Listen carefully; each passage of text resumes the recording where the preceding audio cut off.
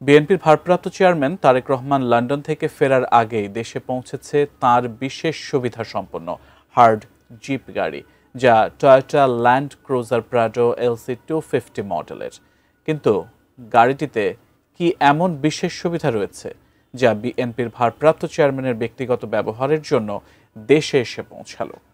বিস্তারিত জানাচ্ছেন শিহাব ইসলাম। বাংলাদেশ জাতীয়তাবাদী দল বিএনপির ভারপ্রাপ্ত চেয়ারম্যান তারেক রহমানের ব্যবহারের জন্য বিদেশ থেকে আমদানি করা একটি বিশেষ সুবিধা সম্পন্ন হার্ড জিপ গাড়ি দেশে এসে পৌঁছেছে। এটি Toyota land cruiser Prado LC 250 মডেলের সাদা রঙের 27 সনের একটি গাড়ি, যা ইতিমধ্যে বিএনপির নামে নিবন্ধিত হয়েছে। বাংলাদেশ সড়ক পরিবহন কর্তৃপক্ষ বিআরটিএ 2 ডিসেম্বর মঙ্গলবার গাড়িটির রেজিস্ট্রেশন ও ফিটনেস অনুমোদন দিয়েছে। গাড়িটি চলতি বছর জাপানে উৎপাদিত হলেও সংযুক্ত আরব আমিরাত থেকে এটি আমদানি করা হয়েছে।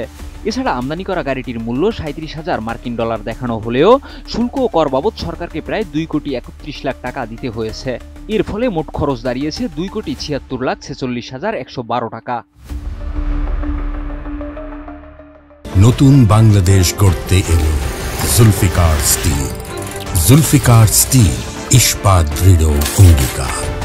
বিআরটিএ সূত্রে জানা গেছে, গাড়িটি বিএনপির নামে নিবন্ধিত এবং ঠিকানা হিসেবে দলের কেন্দ্রীয় কার্যালয় নয়াপল্টনকে দেখানো হয়েছে। গাড়িটির রেজিস্ট্রেশন নম্বর হল ঢাকা মেট্রো ঘ 166528। এছাড়া বিল অফ এন্ট্রির তথ্য মতে সাধারণ অবস্থায় গাড়িটির ওজন 2790 কেজি এবং সর্বোচ্চ ওজন 3085 কেজি। এছাড়া গাড়িটির ফিটনেস মেয়াদ 2029 সালের ডিসেম্বর পর্যন্ত এবং ট্যাক্স টোকেনের মেয়াদ 1 বছরের জন্য নির্ধারিত হয়েছে। তবে গাড়িটি বুলেট প্রুফ কিনা এ বিষয়ে এখনো কোনো নিশ্চিত তথ্য পাওয়া যায়নি। যদিও সরকারের পক্ষ থেকে নির্বাচনী প্রচারণার নিরাপত্তার জন্য বিএনপিকে 2টি বুলেট প্রুফ গাড়ি কেনার সুযোগ দেওয়া হয়েছে।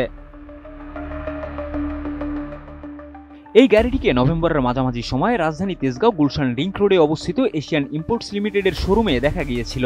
তখন গাড়িটি কে বা কারা ব্যবহার করবে তা নিয়ে কোনো মন্তব্য করতে চায়নি আমদানিকারক প্রতিষ্ঠানটি।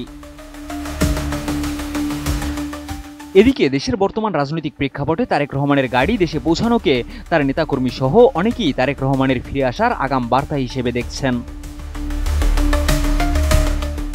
শিহাব ইসলাম, এটিএন নিউজ।